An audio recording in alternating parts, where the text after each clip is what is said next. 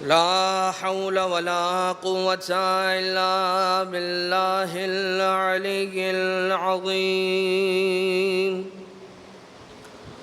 حسبنا الله ونعم الوكيل،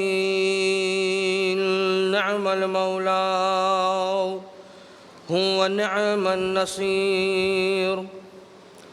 أعوذ بالله من الشيطان اللعين الرجيم. بسم الله الرحمن الرحيم. حمدا لك يا ذا الجود والإحسان والفضل والطول والامتنان، وصلاة وسلاما على من لا ينطق عن الهوى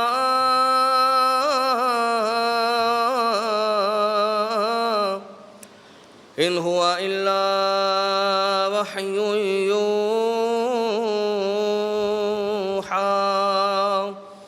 حبيب قلوبنا وشفيع ذنوبنا وطبيب نفوسنا، مولانا ومولى الثقلين جد الحسن والحسين أبي القاسم المصطفى محمد. اللهم صل على محمد وعلى آله الذين أذهب الله عنهم الرجس وطهرهم تطهيرا. اللهم صل على محمد وآله، لا سيما على الإمام المنتظر والحجة الثاني عشر، واللعنة الدائمة الباقية على أعدائهم ومنكري فضائلهم وغاصبي حقوقهم من الأزل إلى قيام يوم الدين. أما بعد، فقد قال الله سبحانه وتعالى في محكم كتابه ومتقن خطابه وهو أصدق القائلين: بسم الله الرحمن الرحيم. والليل إذا يغشى والنهار إذا تجلى وما خلق الذكر والأنثى إن سعيكم لشتى. اذان محترم، ماہ رمضان المبارک کی یہ آخری رات ہے اور پروردگار عالم کا یہ مبارک ترین مہینہ ہم سے اب رخصت ہوا چاہتا ہے۔ یقیناً ائمہ اطہار علیہم الصلاۃ کے غم اور اندوہ کا انداز کہ جب ماہ رمضان سے رخصت ہو رہے ہوتے تھے، اسے دیکھ کر ایسا نہیں لگتا کہ ماہ رمضان صرف ایک مہینہ ہے، بلکہ اس سے بہت زیادہ بڑھ کر اہل بیت اطہار علیہم الصلاۃ نے اس مہینے کو امپورٹنس دی ہے اور اس مہینے کو اہمیت عنایت فرمائی ہے۔ یقیناً آج کی رات تو ماہ رمضان کی رات ہے، مگر کل کے آنے والی رات انشاءاللہ ماہ شوال کی پہلی رات ہوگی، اور مومنین کرام شب عید کے اعتبار سے اعمال اور شب عید کے اعتبار سے تیاریاں اور فطرے کے اعتبار سے اس عبادت کی کوششیں کرنے میں مصروف ہو جائیں گے۔ ایک بات ہمیشہ انسان یاد رکھے اس اعتبار سے کہ ماہ رمضان المبارک اگرچہ ہم سے رخصت ہو رہا ہے، مگر یہ مہینہ جس اللہ کا مہینہ ہے وہ اللہ ہم سے رخصت نہیں ہو رہا ہے۔ اس لیے کہ ماہ رمضان میں جو تمرین کروائی گئی یا جو ماہ رمضان میں ہمیں اللہ تعالیٰ نے روزوں سے گزارا، بھوک اور پیاس سے گزارا، جن پابندیوں سے پروردگار عالم نے ہمیں گزارا، یقیناً خدا تعالیٰ ہمیں اپنی اطاعت کی طرف بلا رہا تھا، یقیناً پروردگار عالم ہمیں اپنے تقوی کی طرف قریب کرنا چاہ رہا تھا۔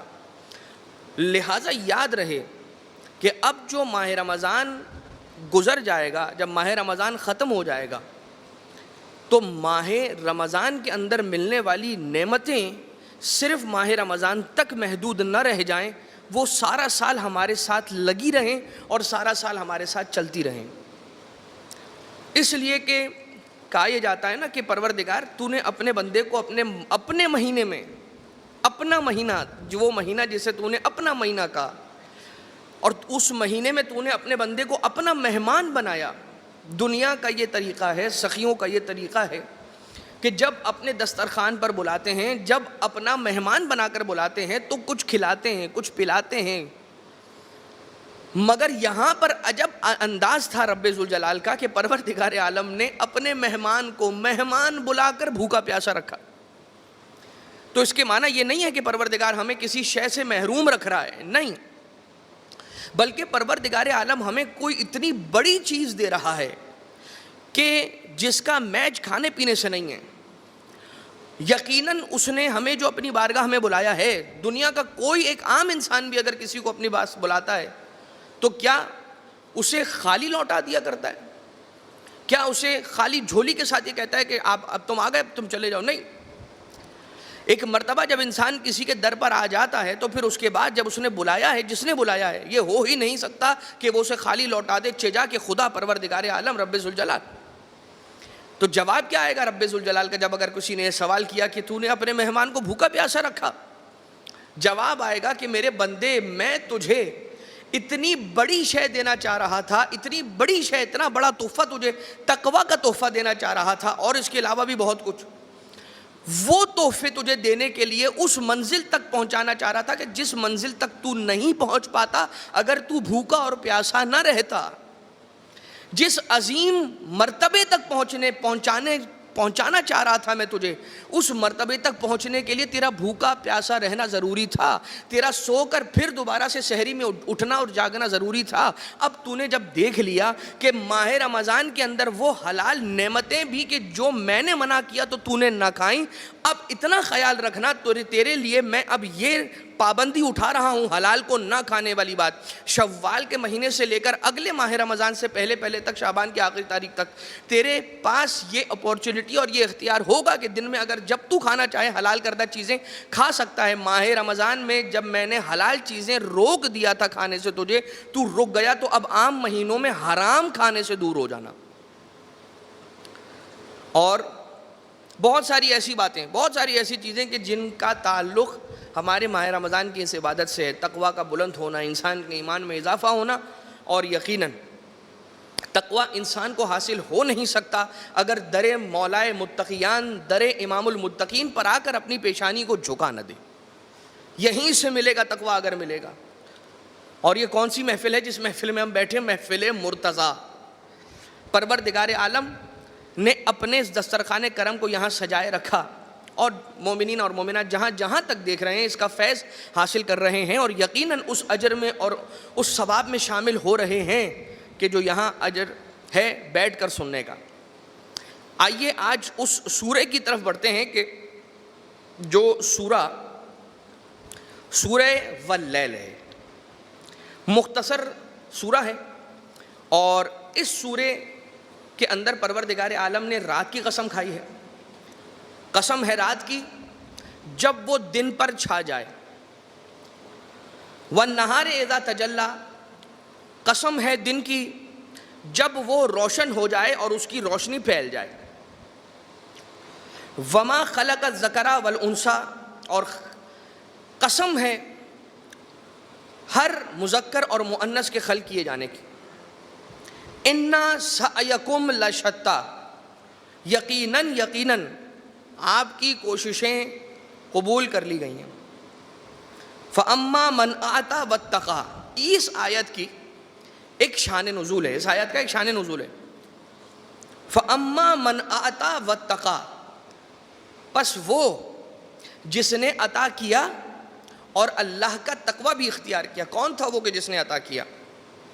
رسالت مآب کی دور میں ایک شخص تھا کہ جس کا کھجوروں کا ایک باغ تھا۔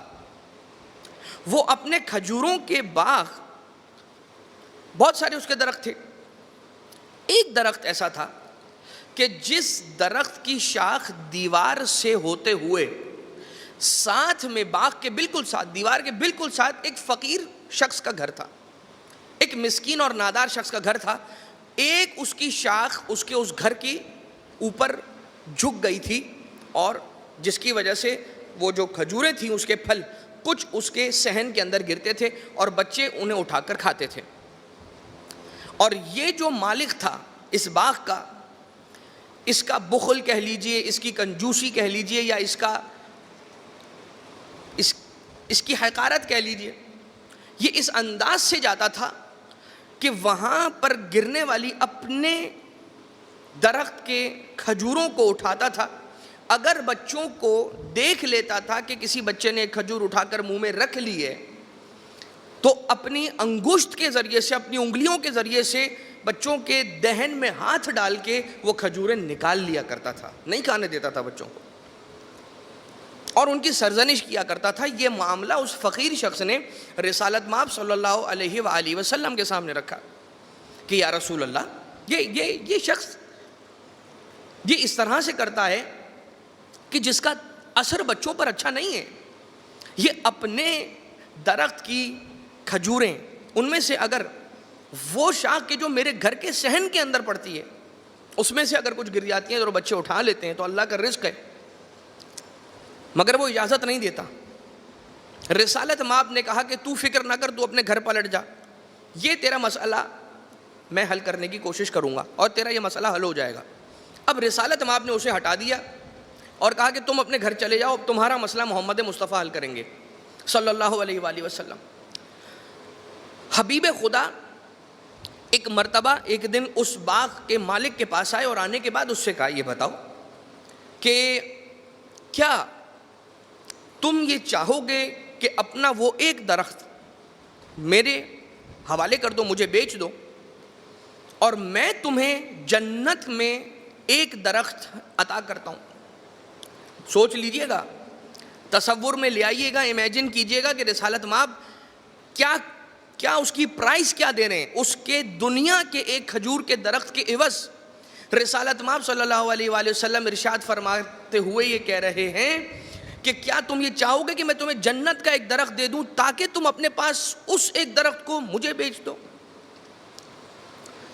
کہتا ہے کہ یا رسول اللہ, میرے جتنے درخت ہیں نا, میرے پاس بہت سارے درخت ہیں, ٹون دیکھیے گا, میرے پاس بہت سارے درخت ہیں, نعوذ باللہ, اور ان درختوں میں یہ جو درخت ہے نا جو آپ نے مانگا ہے, اس کا پھل سب سے زیادہ خوش مزہ ہے, سب سے زیادہ لذیذ اس کا پھل ہے, یعنی کہ اس کی کھجوریں سب سے زیادہ لذیذ ہیں, میں نہیں بیچ سکتا یہ کھجور کا درخت,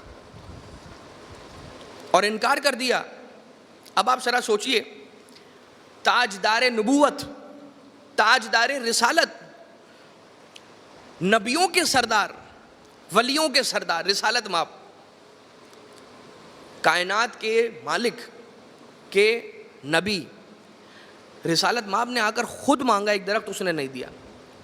ایک یہ انکار کیا, ایک یہ آفر ٹھکرائی, اور ایک یہ بات ٹھکرائی کہ کہا میں تجھے جنت کا ایک درخت دیتا ہوں. جنت بھی ٹھکرائی, رسول کو چھوڑا, مالک جنت کو چھوڑا, جنت کا درخت جنت کو چھوڑا, دونوں چیزیں چھوڑیں. اور اس کے بعد رسالت مآب وہاں سے تشریف لے آئے, لیکن ایک صحابی نے سن لیا, ابو الدرداء یا ابو الدحداح کر کے نام ملتا ہے تاریخ کے اندر, ایگزیکٹ تاریخ کے اندر لکھا ہوا ہے. اس نے جب رسالت مآب کو یہ سوال کرتے ہوئے سنا, رسول, کائنات کا رسول کسی سے کوئی تقاضا کرے, دے دے تو اچھی بات, نہ دیا تو رسول, نعوذ باللہ, رسول اکرم کو رسوا کرنے کی کوشش ہے, نعوذ باللہ من ذالک. وہ آتا ہے رسول کے پاس صحابی اور کہتا ہے کہ یا رسول اللہ, میں نے سن لیا آپ کی بات, آپ مجھے اجازت دیتے ہیں کہ وہ درخت خریدوں اور آپ کے حوالے کر دوں تاکہ آپ مجھے وہی دیں جو آپ اسے دینے جا رہے تھے.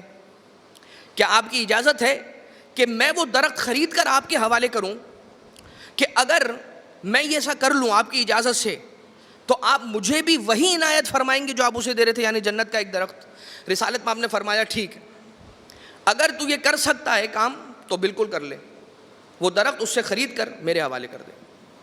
رسالت مآب کے کہنے اجازت کے بعد, رسالت مآب کی اجازت کے بغیر اس نے اپنی مرضی سے وہ کام انجام نہیں دیا. یہ ہے بصیرت.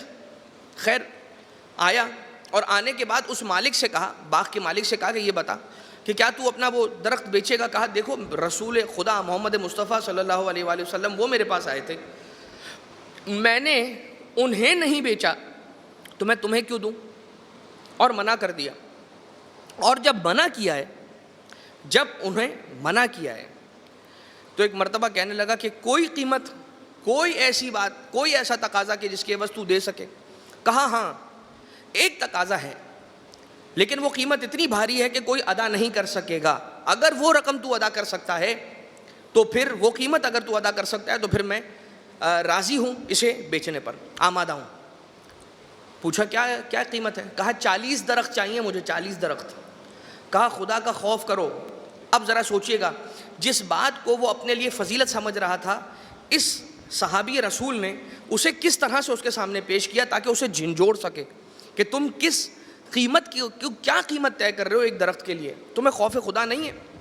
کیا کہا صحابی نے کہ یہ درخت تمہارا وہ ہے کہ جس کی تم اتنی بھاری قیمت طے کر رہے ہو جو دینا ممکن نہیں ہے، اور اس کے بعد وہ درخت کے جس درخت کی شاخ ٹیڑھی ہو چکی ہے، اس کی تو شاخیں بھی سیدھی نہیں ہیں، اس کی شاخیں بھی سیدھی نہیں ہیں اور تم اس کی اتنی قیمت لگا رہے ہو. کہا بس اس کے پھل کا جو ٹیسٹ ہے، اس کا جو ذائقہ ہے وہ انمول ہے.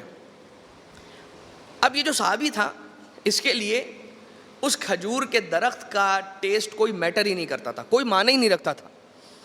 صحابی رسول کے لیے جو شے معنی رکھتی تھی وہ تھی رسول کی رضامندی، رسول کی خوشی، رسول کو خوش کرنا. اس کے دل میں جو محبت محمد مصطفیٰ صلی اللہ تعالیٰ علیہ وآلہ وسلم تھی نا، اصل قیمت اس چیز کی تھی.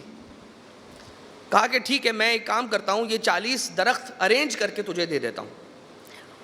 تو وہ مالک یہ کہتا ہے کہ ٹھیک ہے جاؤ، اور کچھ جو گواہ وغیرہ ہوتے ہیں، وٹنسز ہوتے ہیں، ان وٹنسز کو لے آؤ تاکہ ہم اس وقت اس ڈیل کو فائنلائز کریں، اور اس کے بعد جب تم 40 درخت ارینج کر لو گے تو انہیں لا کر مجھے دے دینا، یہ درخت میں تمہارے حوالے کر دوں گا. اور وہ ڈیل ہو گئی، 40 درخت ارینج ہو گئے، اور اس کے بعد وہ درخت لے جا کر اس نے رسالت مآب صلی اللہ علیہ وآلہ وسلم کو عطا کیا، دے دیا. اس کے بعد قرآن کریم کی یہ آیت نازل ہو گئی فَأَمَّا مَنْ أَعْطَى وَاتَّقَى، پس وہ کہ جس نے عطا کیا رسول کو اور اس نے تقوی اختیار کیا، وَصَدَّقَ بِالْحُسْنَى، اور نیکی کی اور اس نے سچائی کے ساتھ اپنے معاملے کو رکھا، فَسَيُنَسِّرُهُ لِلْيُسْرَى، تو ہم اس کے لیے آسانیاں پیدا کریں گے، جلد ہی ہم اس کے لیے آسانیاں پیدا کریں گے.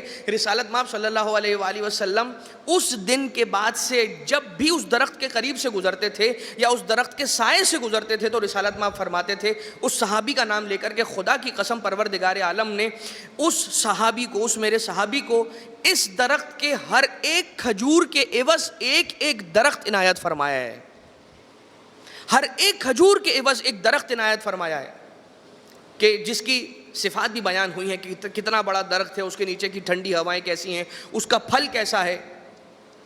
اور رسالت مآب صلی اللہ علیہ وآلہ وسلم کے حوالے سے چھٹے امام حضرت امام جعفر صادق علیہ السلام نے ارشاد فرمایا، جب کسی نے پوچھا کہ اگر اس نیکی سے ہم بھی بہرہ مند ہونا چاہیں کہ ہمیں بھی چاہیے کہ ہمارے درخت ہو جنت کے اندر تو کیا کرنا چاہیے، تو چھٹے امام علیہ السلام نے فرمایا کہ رسالت مآب صلی اللہ علیہ وآلہ وسلم ارشاد فرمایا کرتے تھے کہ جو شخص لا الہ سبحان اللہ والحمد للہ ولا الہ الا اللہ واللہ اکبر، یعنی کہ تسبیحات اربعہ، جو شخص تسبیحات اربعہ کی تلاوت کرے گا کثرت کے ساتھ تو پروردگار عالم ہر ایک مرتبہ تسبیحات اربعہ پڑھنے پر پروردگار درخت میں اس کے لیے 10 جنت میں اس کے لیے 10 درخت لگائے گا، اور ہر درخت کا پھل الگ ہوگا. ایک مرتبہ سبحان اللہ والحمد للہ ولا الہ الا اللہ واللہ اکبر کے عوض پروردگار عالم جنت میں اس کے لیے 10 درخت لگائے گا، اور ہر درخت کا پھل الگ نوعیت کا ہوگا، الگ رنگ کا ہوگا، الگ ذائقے کا ہوگا اور الگ تاثیر کا ہوگا. یہ ہے انداز. کس کا انداز؟ کہ جس نے رسالت مآب صلی اللہ علیہ وآلہ وسلم کی مشکل کو دیکھا. رسالت مآب تو کوئی تقاضا نہیں کریں گے، اس نے خود رسالت مآب کی خدمت میں آنے کے بعد ایک مرتبہ اجازت لے کر رسالت مآب کی اس مشکل کو حل کیا. اور کمال یہ ہے کہ رسالت مآب صلی اللہ علیہ وآلہ وسلم کے لیے ایک درخت کی کیا قیمت ہے، کیا حیثیت ہے ایک درخت کی، دنیا کے ایک درخت کی کیا حیثیت ہے، کائنات کے حبیب اللہ تعالیٰ کے محبوب ترین بندے رسالت مآب صلی اللہ علیہ وسلم کے لیے کیا حیثیت ہے اس کی. اس سے رسالت مآب کا نہیں، اس شخص کا پتہ چلتا ہے کہ جس کے دل میں رسول کے لیے اتنی کیئر تھی، جس کے دل میں رسول اکرم صلی اللہ علیہ وسلم کے لیے اتنی محبت تھی، اتنی جگہ تھی. اور یہ ہو نہیں سکتا کہ اگر کسی کے دل میں ایمان نہ ہو. جس کے دل میں ایمان ہوتا ہے، جس کا ایمان زندہ ہوتا ہے، بس وہی یہ کام انجام دے سکتا ہے. اور رسول تو وہ ہیں کہ جن کو کتنی مرتبہ یہ آ کر کہا گیا کہ آپ عرب کی بہترین عورت سے شادی کر لیجئے، آپ پورے عرب پر سلطنت حاصل کر لیجئے، ہم سارے مل کر آپ کو عرب کا بادشاہ بناتے ہیں، سارا کا سارا مال ہمارا، فلاں کا فلاں بادشاہ کا، فلاں کا اس قبیلے کے سردار کا، سارا مال آپ لے لیجئے، بڑی تعداد میں آپ کو مال دیتے ہیں. نہ جانے کتنے پہاڑ، نہ جانے کتنی کانیں، نہ جانے کتنے منرلز کی کانیں، یہ سب آپ کو دیتے ہیں رسالت میں. آپ کو ایک کام کرنا ہے. آپ کو رسول اکرم صلی اللہ علیہ وآلہ وسلم سے کہا جاتا ہے کہ یہ سب کچھ لے لیجئے، بس ایک کام کر لیجئے، وہ یہ کام ہے کہ توحید کا پیغام لوگوں تک پہنچانا بند کر دیجئے، توحید کی دعوت دینا بند کر دیجئے. اب رسالت میں آپ کار رسالت اور کار نبوت کو کیسے چھوڑ دیں بھلا؟ لہذا رسالت مآب صلی اللہ علیہ وآلہ وسلم نے ارشاد فرمایا کہ خدا کی قسم اگر تم لوگ میرے ایک ہاتھ پر چاند اور ایک ہاتھ پر سورج رکھ دو تب بھی میں توحید کے پیغام سے باز نہیں آؤں گا.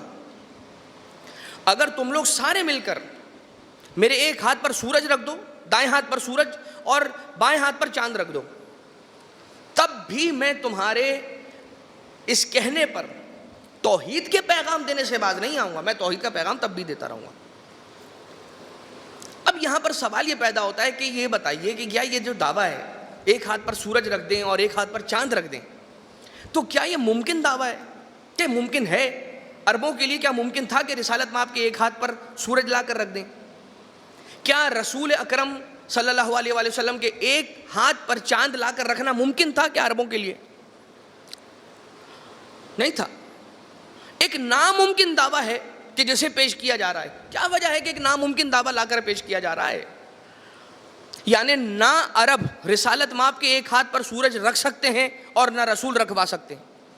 یقیناً رسالت مآب کو پروردگار عالم اتنی معجزاتی طاقت دے سکتا ہے کہ اگر خدا چاہے تو پروردگار عالم اپنے حبیب کو اتنی طاقت دے دے کہ ایک ہاتھ میں سورج اور ایک ہاتھ میں چاند رکھ لیں. لیکن اگر نارمل کنڈیشنز کے اندر دیکھیں تو نہیں ہو سکتا. معجزہ تو نہیں ہے. رسالت مآب یہ کہہ رہے ہیں کہ اگر تم ایک ہاتھ میں سورج اور ایک ہاتھ میں چاند رکھ دو تو نہ وہ رکھوا سکتے ہیں نہ یہ رکھ سکتے ہیں. دوسرے ہاتھ پر چاند نہ رسالت مآب رکھوا رہے ہیں اور نہ وہ رکھ رہے ہیں.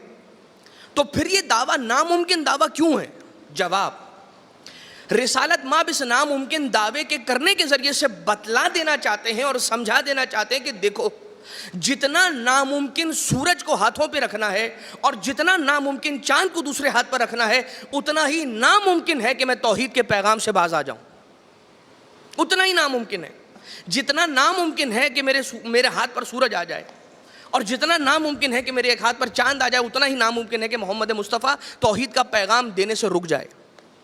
اب جب رب ذوالجلال نے اپنے حبیب کی یہ ادا دیکھی تو پروردگار عالم کو اپنے محبوب کی، اپنے حبیب کی یہ ادا اتنی پسند آئی کہ خدا نے کہا کہ میں بھی خدا نہیں اگر میں نے تیرے ایک ہاتھ سے سورج کو پلٹا نہ دیا اور تیرے ایک ہاتھ سے چاند کے 2 ٹکڑے نہ کروا دیے. یہ رسالت مآب کے لیے ایک درخت کی کیا حیثیت ہے.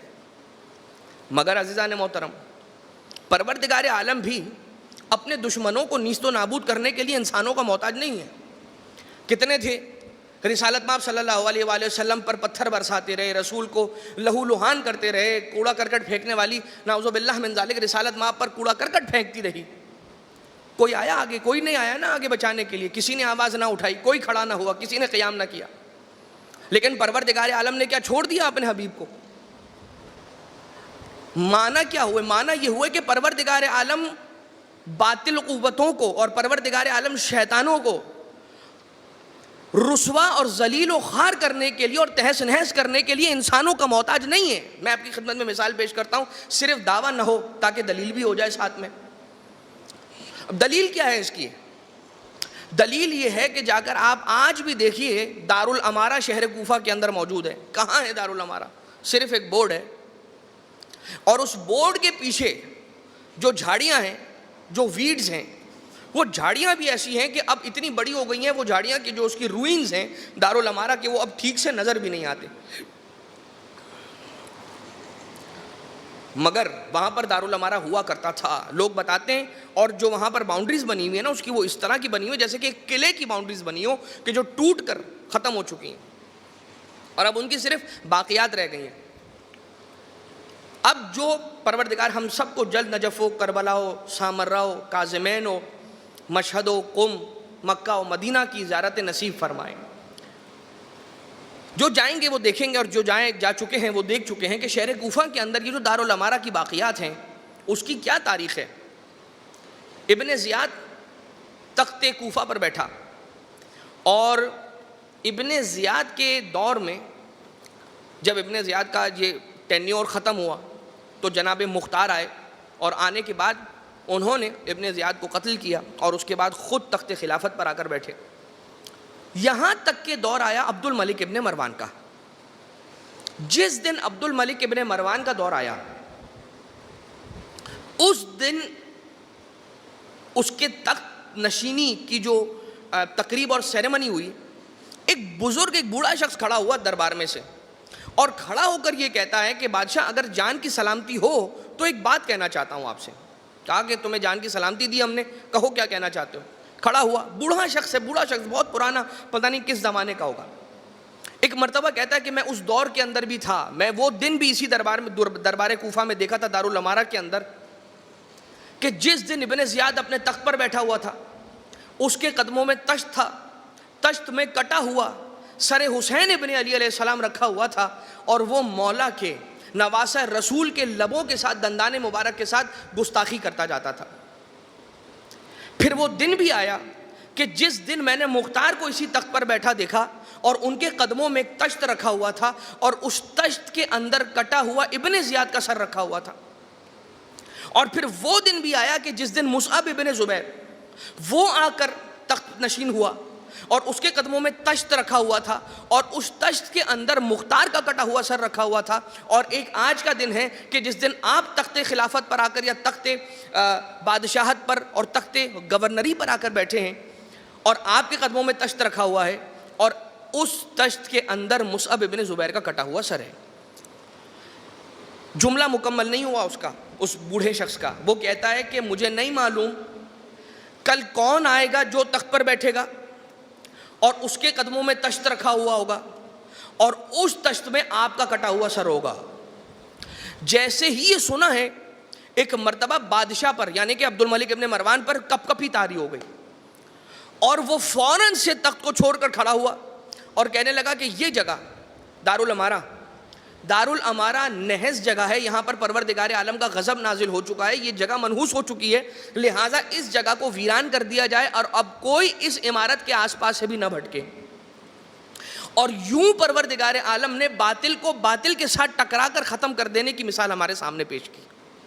یہ وہی دربار کوفہ ہے کہ جس دربار کی چھت سے سرکار مسلم ابن عقیل علیہ السلام کے سر اور تن میں جدائی ڈالی گئی تھی اور انہیں دھکیل کر شہید کر دیا گیا تھا. یہ وہی دربار کوفہ دارالامارہ ہے کہ جہاں پر نبی و علی زادیوں کو لایا گیا تھا, اور جہاں پر بے چادر کے, بے مکنے کے بیبیوں کو حاضر کیا گیا تھا, اور کبھی کسی بیوی کا نام لیا جاتا تھا, کبھی کسی بیوی کا نام لیا جاتا تھا.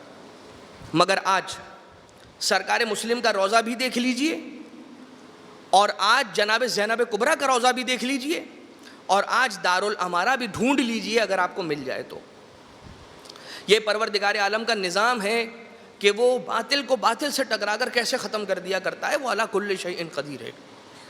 بس عزیزان محترم, آج کی حد تک بات یہاں پر اپنے اختتام کو پہنچی.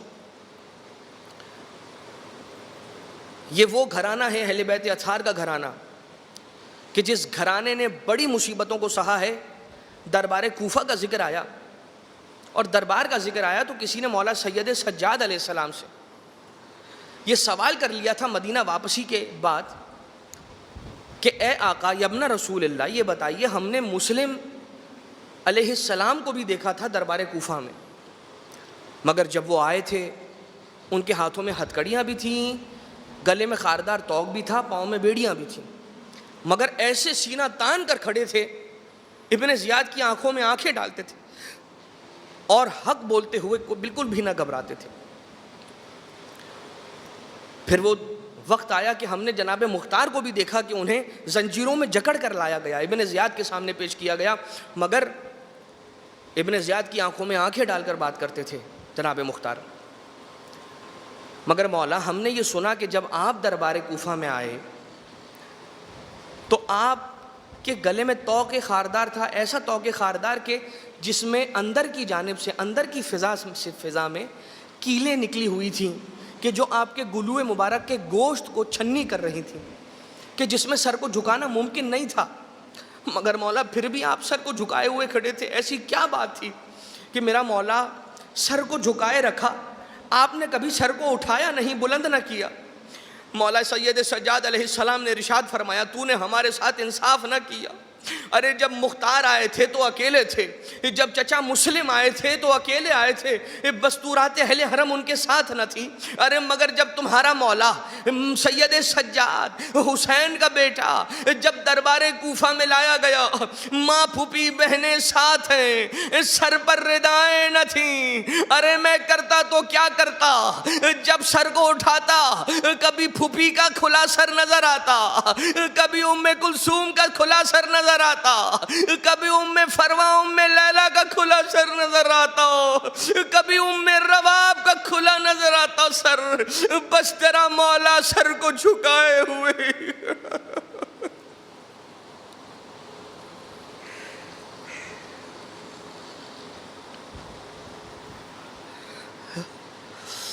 الا ولعنۃ اللہ علی القوم الظالمین وسيعلم الذین ظلموا آل محمد ای منقلب ینقلبون۔ پروردگارہ تجھے واسطہ محمد و آل محمد کا ہماری اس عبادت کو اپنی بارگاہ سے مقبول و منظور فرما، پروردگارہ اس توسل کو اپنی بارگاہ سے مقبول فرما۔